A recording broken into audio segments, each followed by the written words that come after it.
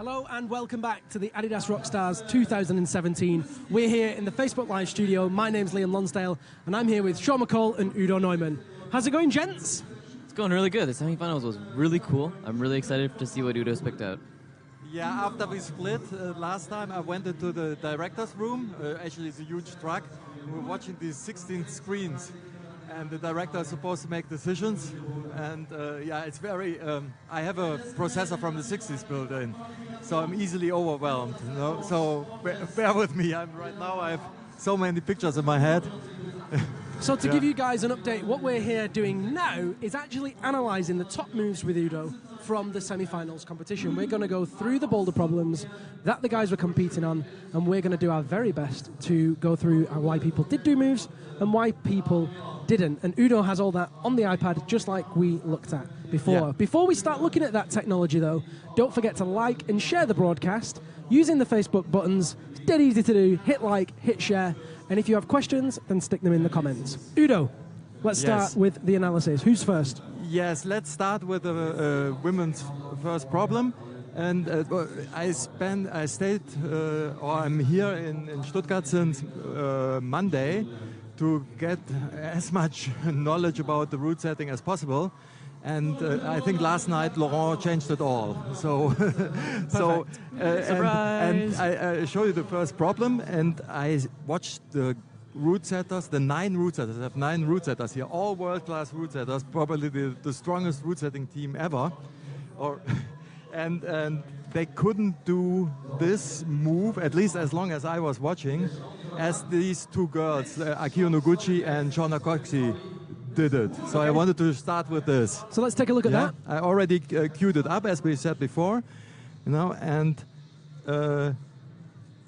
many women were struggling with this move, and the way that Akio does it is really, worth bearing in mind. Really impressive. You know? Akio was the only person to flash this boulder problem. Yes, and the way she did it was just incredible. You know, the route setters were really expecting.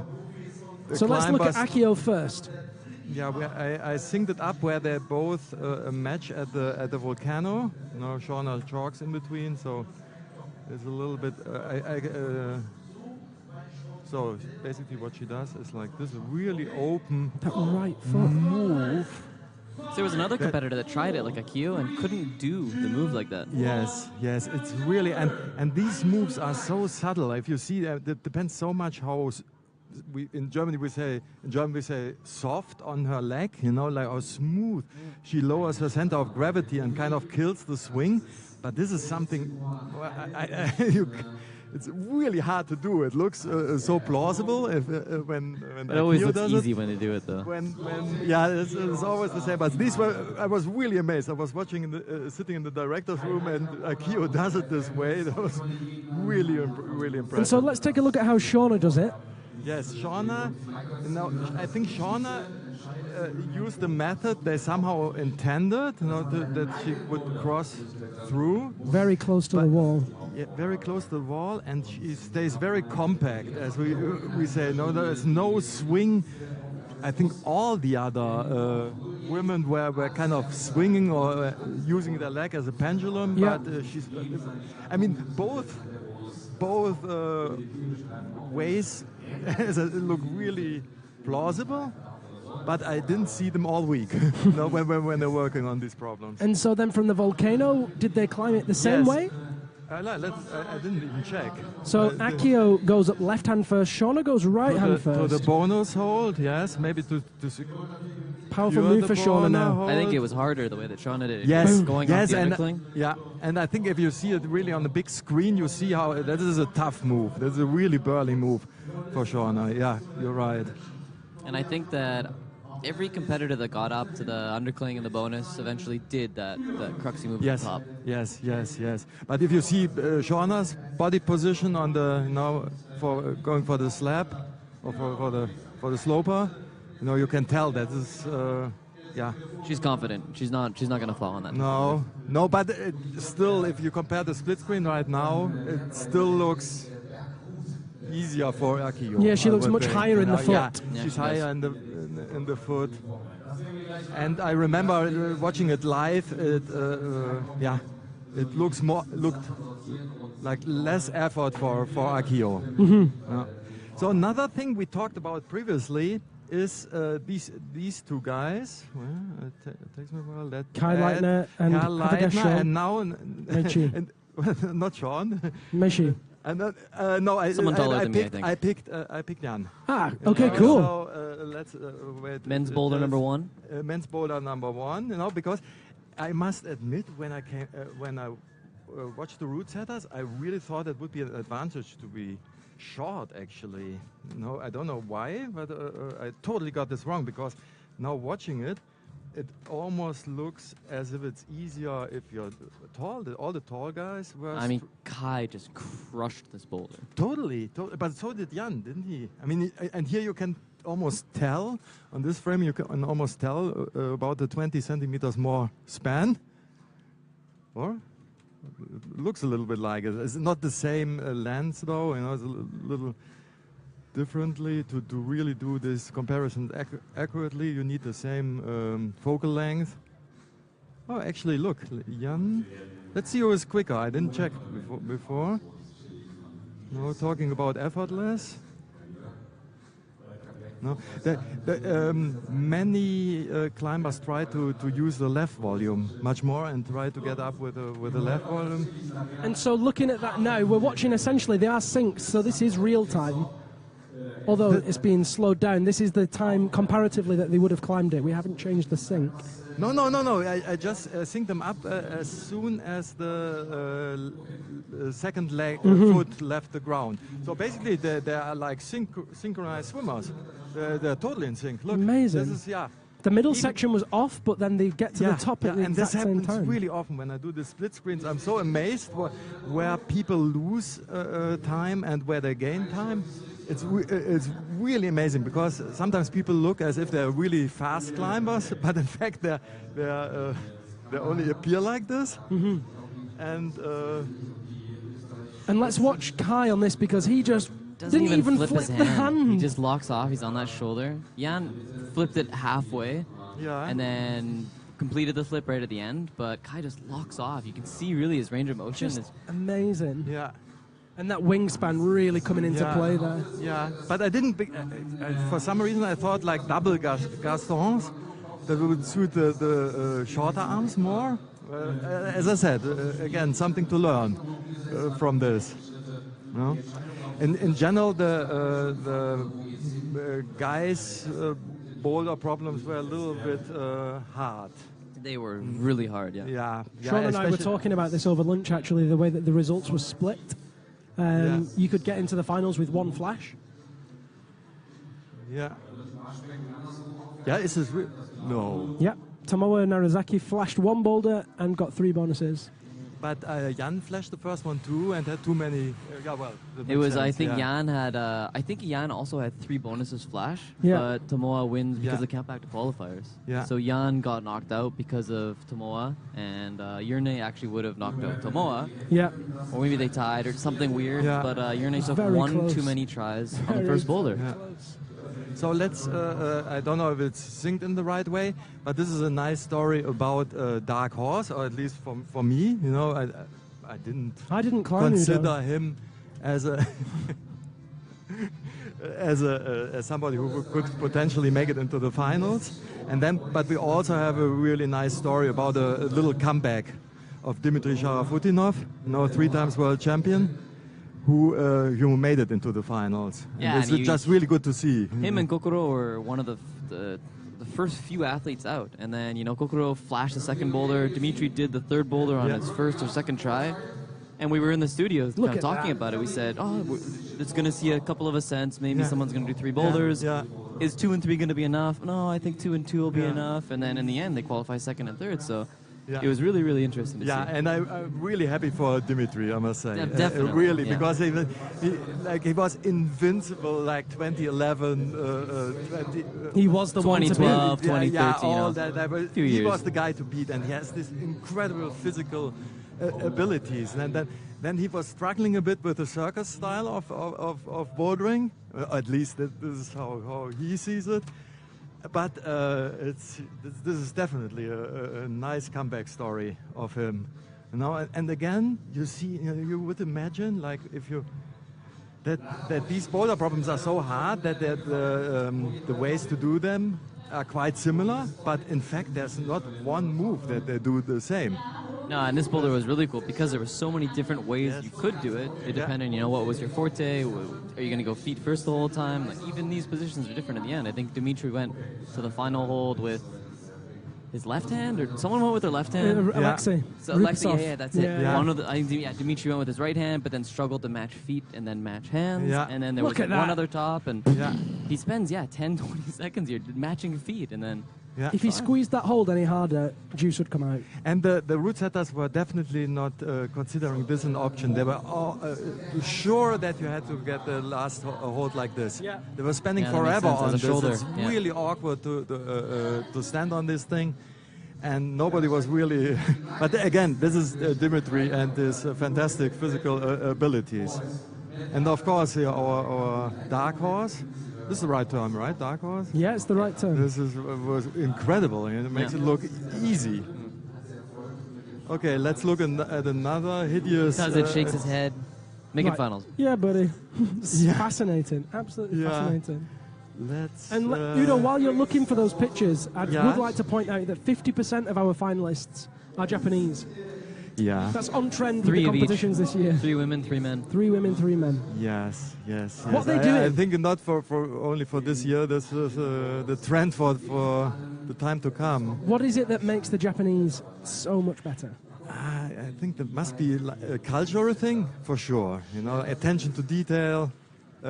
German coach? Like Benny? Or Yeah. I would like to. Well, I don't know. I mean, I'm really happy for Benny, but okay. Now I messed up. I compare talking and I'm not a great multitasker. Sean, what do you think the Japanese are doing? Hold on.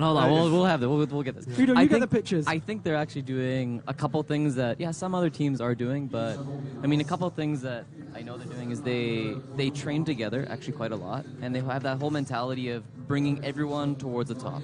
So they have Tomoa Narasaki, Meiichi Narasaki. They used to have even Sachi that used to compete. They have Rei Sugimoto. They have Takuru Hori.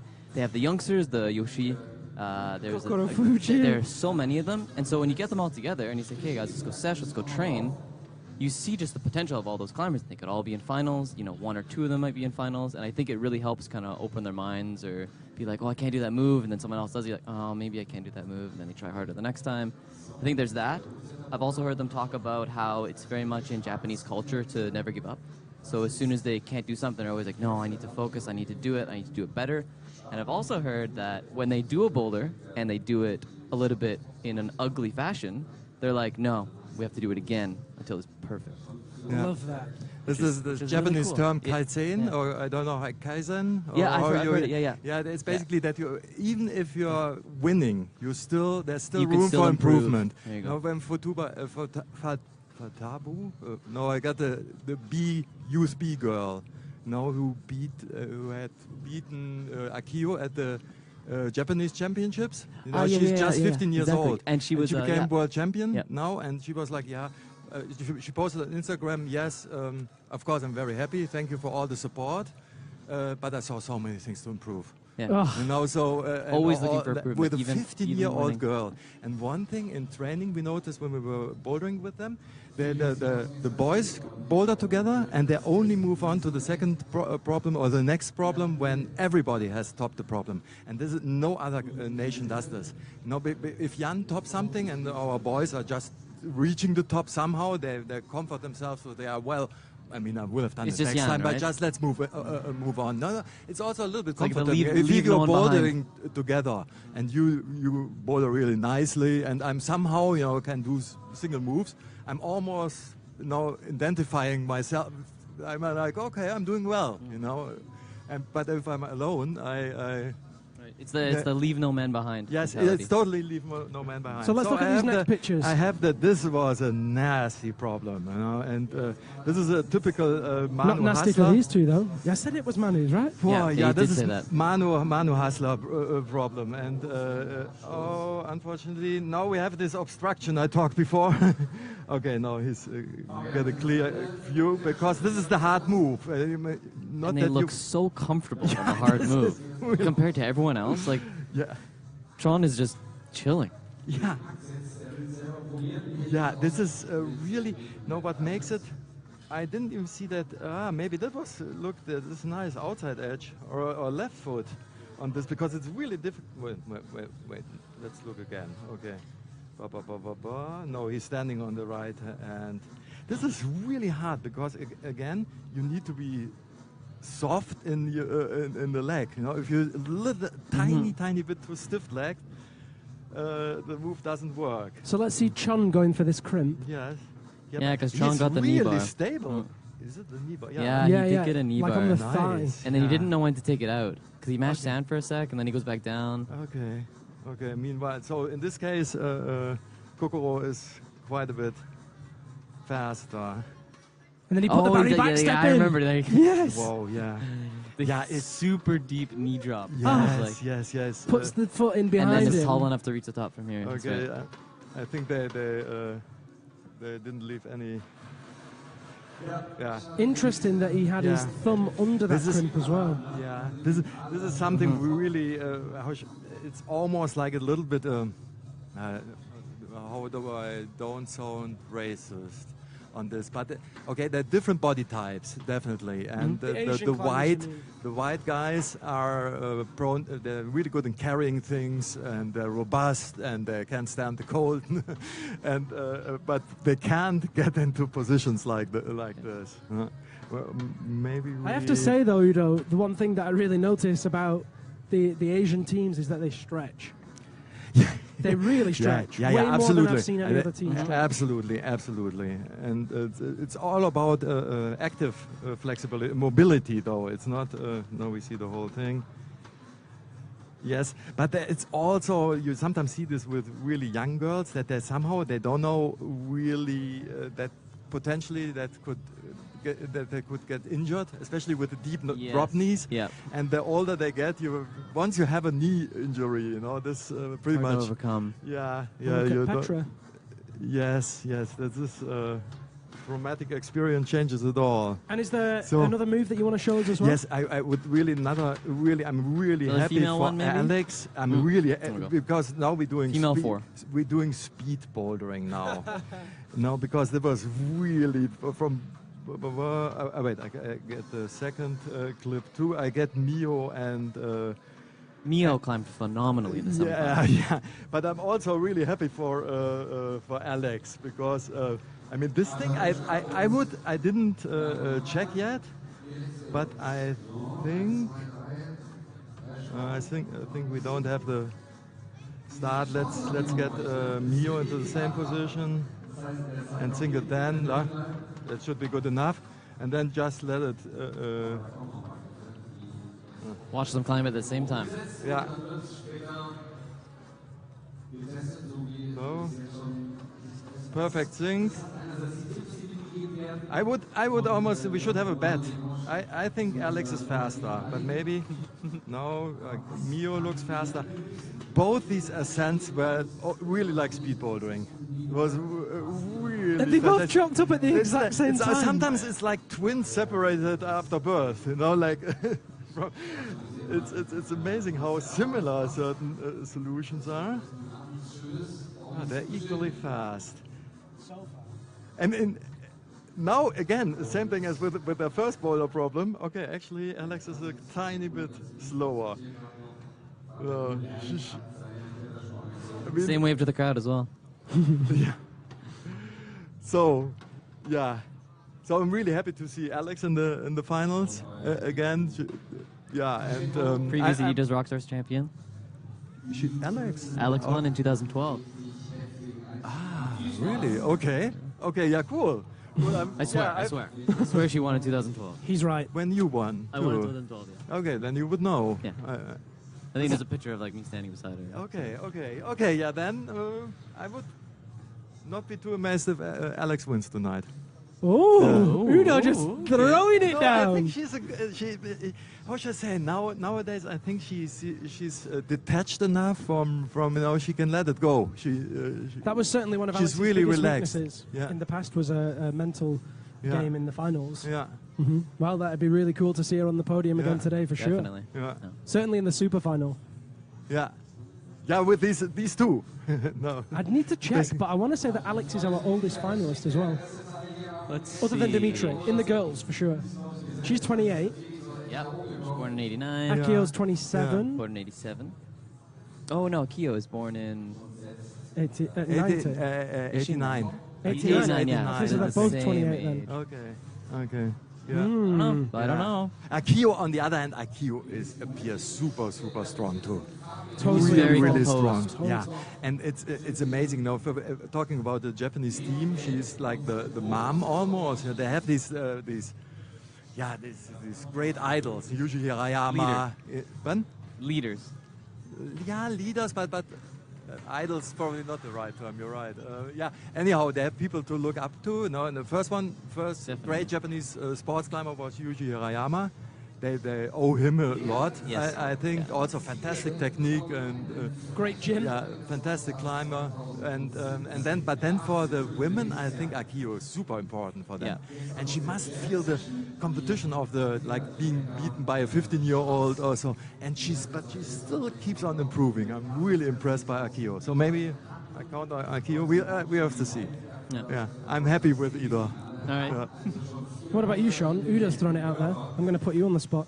Well, I had thought, what did I say? I thought in the top three, in no particular order, was going to be Yanya, Shauna, and Miho. On Totally the podium. different. Yeah, but this is boring. Totally Is it boring? I don't know. Yanya basically has I said only in no herself as a particular- competition. No particular order. Okay, guys, let's not argue. Let's not fight. Maybe you guys at home might want to suggest who you think could be on the top three in both the men's and women's competitions. Don't forget, you can put that in the comments below the Facebook live broadcast. Maybe you can share it and ask your friends who do they think is going to win. Why don't you send those top three men and top three women on the comments and let us know. Now, Udo and Sean, we've been asking all the guests that come in to sign this board behind us. So I'm going to ask you two guys to do that now. Grab Perfect. a pen Okay. each and sign the board.